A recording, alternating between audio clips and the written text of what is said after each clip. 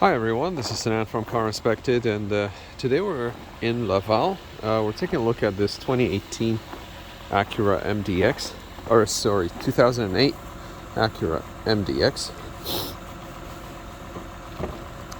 I already started the engine.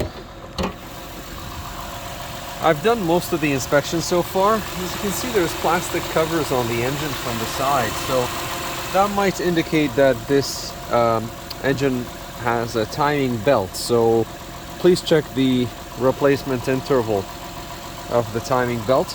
The car has 207 or 208,000 kilometers on it. The battery was replaced in 2020. Some screws missing here from the air filter. As you can see, I can easily remove it. The shocks for the hood are just loose. I'm basically pushing it as soon as I let it go, it just falls. So these would need to be replaced. I did a check on the coolant freezing temperature, which was around -30. The brake fluid humidity, which is right there, the battery voltage, and I checked the accessory belt, which all checked out fine, but you need to check the timing belt replacement interval. These timing belts can cost about $1,000 to replace, so that's important to take into consideration. We're starting with a walk around now. The brakes in the front are about 40% remaining. The tires are Dunlops Winters. These do come with the tire pressure monitoring system, as you can see there. There is a manufacturing date on the tires. It's 2015. There is plenty of tread left, at least for another season. And same with the back. So again, the tires match. The brakes in the back are about 40%. The interior is overall okay. So we have a few imperfections in the interior, as I will highlight shortly, but let's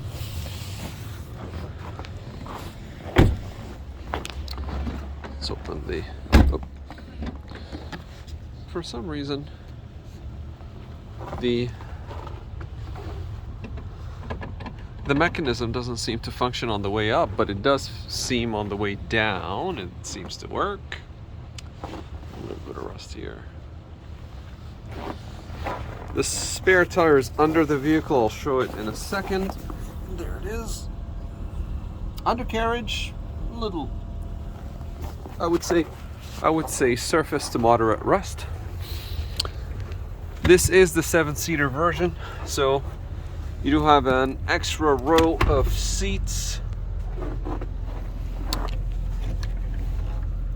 The jack and the spare tire repair. The replacement kit is there. As I'm walking around, you can see the VIN number is in the different panels as I go around, so I'll show you this. You see on the way down, it seems to work fine. There is a reversing camera. Some rust here. Wow, little dings here. There's a bit of rust here as well. Big ding here. I mean, it's not unusual for a car this age. I was told that the drive axle, I'm sorry, I'm going to twist the image a little bit just so you can see. The engine running. The axle was replaced on, I think it was on the driver's side. Now we just finished scanning the electronics, so I'm going to take some pictures of that later, but mainly there seems to be either a catalytic converter related fault or a oxygen sensor. And there was the axle on the driver's side.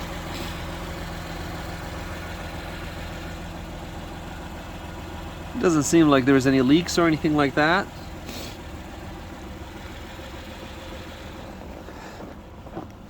Original windshield.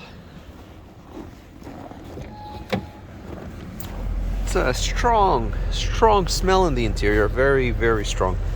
It seems like maybe I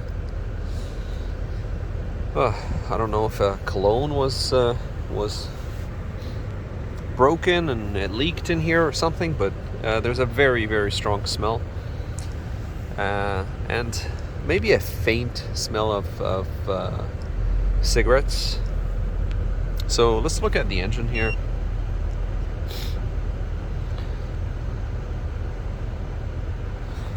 The center console, while this thing is loading, it is slow for 2008. You can see little imperfections here and here. Inside, everything's okay. Oh, there's your cologne. Let's see here.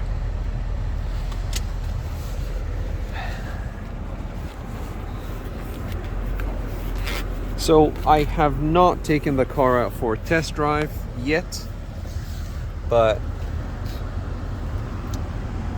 207,872 kilometers. No warning lights on the dash. Manufacturing April 2008.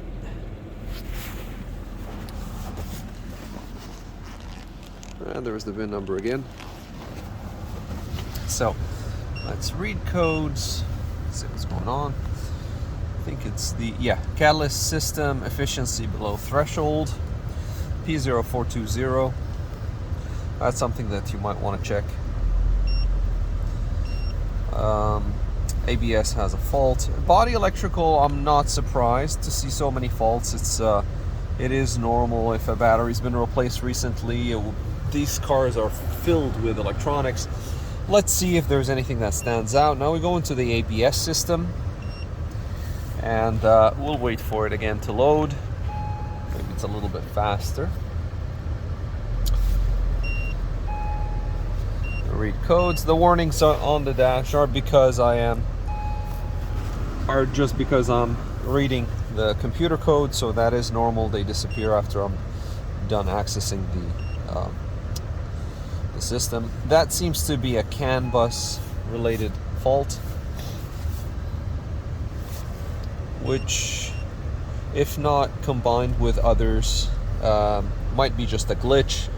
You have the supplemental restraint system, no faults found. The body electrical, let's see what's going on here.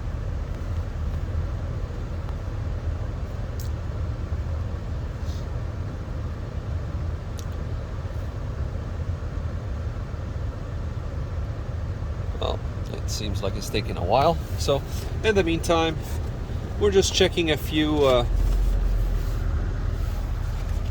components of the vehicle.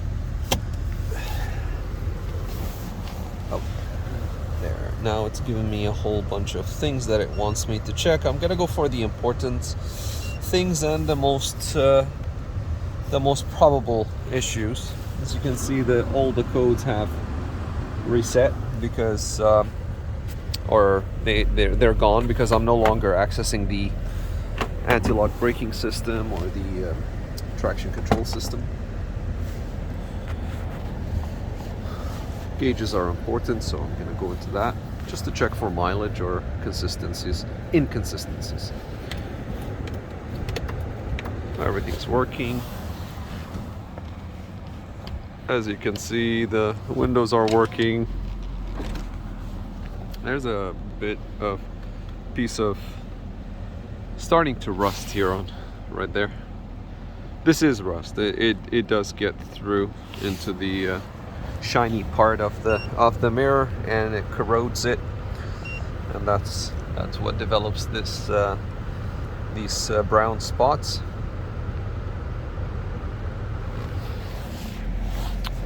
Where here?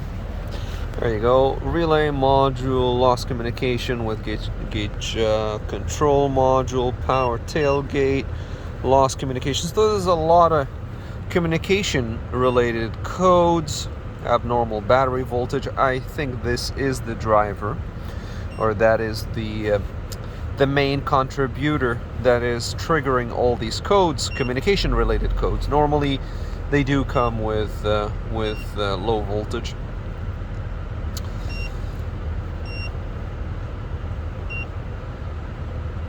I was given a warning about the keyless transmitter, but yeah, so even at 2008 they're so full of computers and modules that a lot of things need to be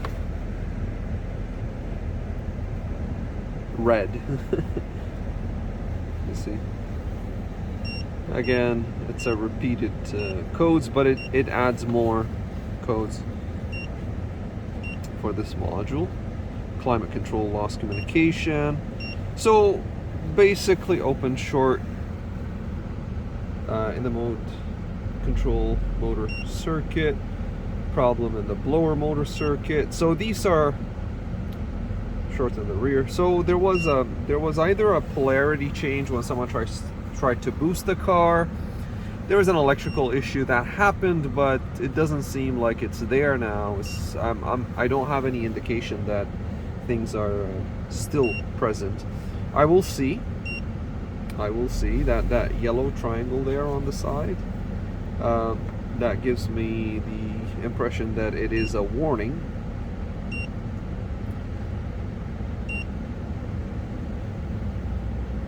As you can see, I'm going through the codes here.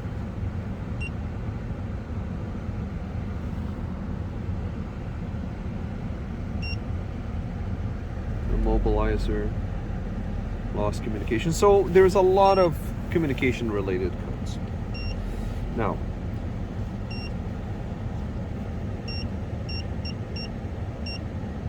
our tailgate, let's see if there's any faults there, because I did pick up a fault in there. It wasn't going up.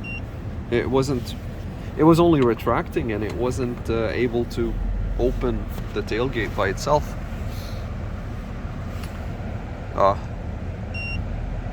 Power tailgate, lost communication. Yeah, there was a story here. I think there was an electrical issue that was sorted out, because the car is functioning normally now, but blower motor is working fine. Again, we're repeating the same code, so I'm gonna exit, and then we'll see the next control module. I think it was the tire pressure monitoring, which needs a reset or readaptation. We'll wait for it. So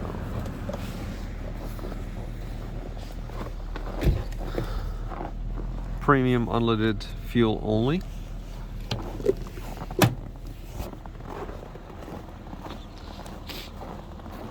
Car is running smooth.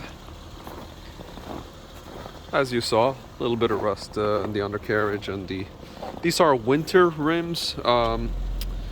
They are aluminum, but as you can see, they're flaking off. They've been used for a few winters, but that's normal. The tires, again, they're still good, and they're matched all around. There you go. So we have the tire pressure monitoring system, which has 4 faults.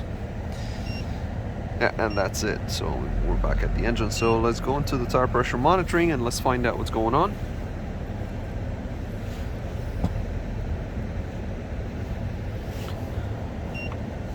Read codes. Yeah, right front, left front, rear right, rear left. So all tires registered a low air pressure, and again, that is not the case right now, but it did happen before.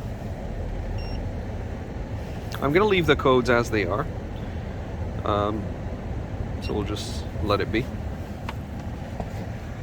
So you can see the interior, not in a bad shape, but for a car of this age, there are some imperfections as we're going around.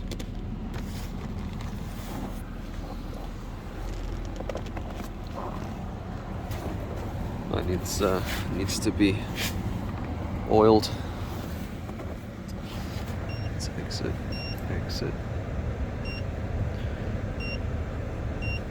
Okay. You can see a little rust here, etc. I mean, these holes are for rust proofing or anti-corrosion. Just want to show you the side.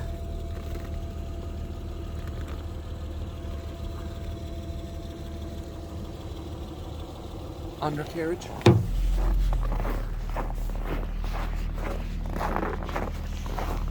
Here and here. This is the all-wheel drive. You saw the axles in the front. It has a sunroof. We're going to be taking the car out for a test drive. What you just heard, the change in the RPM right now, that was the air conditioning compressor engaging because we have the anti-fogging option. I'm going to leave it on auto, but I'll turn off the AC.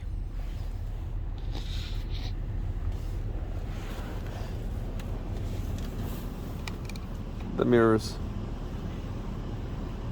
Yeah, the mirrors are working on the passenger side as well. So, everything that I see so far seems to be functional.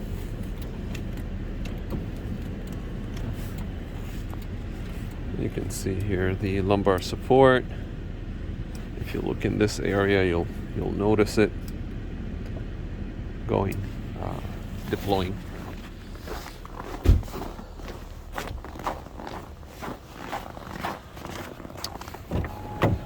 Check the lights. Just wanted to show you here. You have the user manual. You have an extra storage compartment here.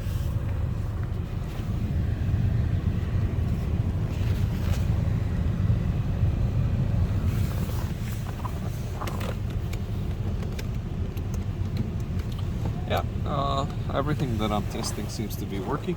No lumbar support on the passenger side. Let's. That's interesting. You can see it.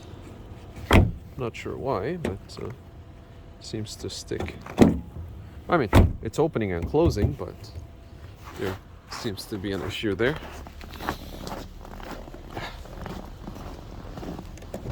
Okay, lighting.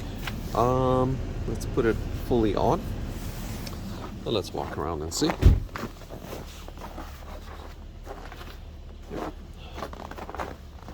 Yep. The headlights on both sides are okay. You can see some fogging happening here on the inside, so that might need some attention.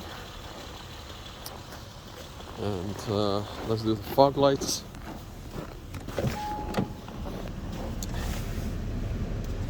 Go, and the all-way flashers.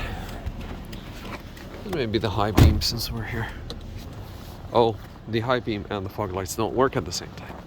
But here's the high beams and the flashers on both sides. Now we'll do the low beams so we can see the fog lights. There you go. And here you have driver fog light is working, passenger fog light is burnt.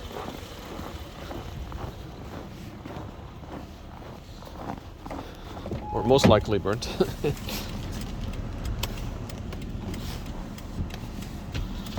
Alright, so we'll do a final walk around. We'll take the car for a test drive.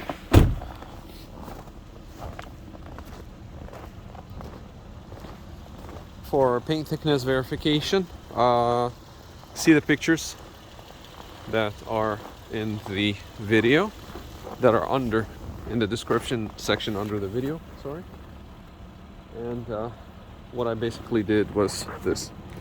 Let's go walk around with a paint thickness gauge.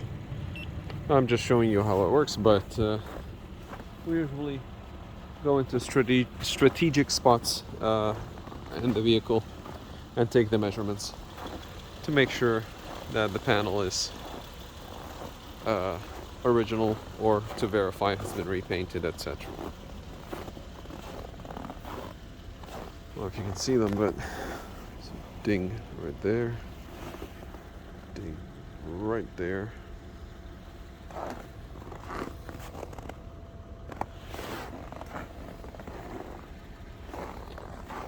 Some scratches, some rust.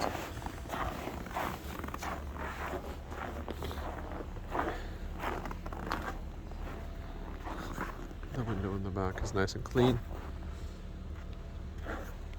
Roof is nice and clean as well. The rust here, you can start to see it.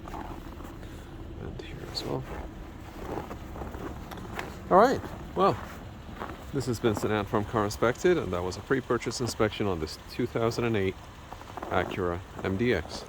Thank you for watching, and we'll see you on the next video.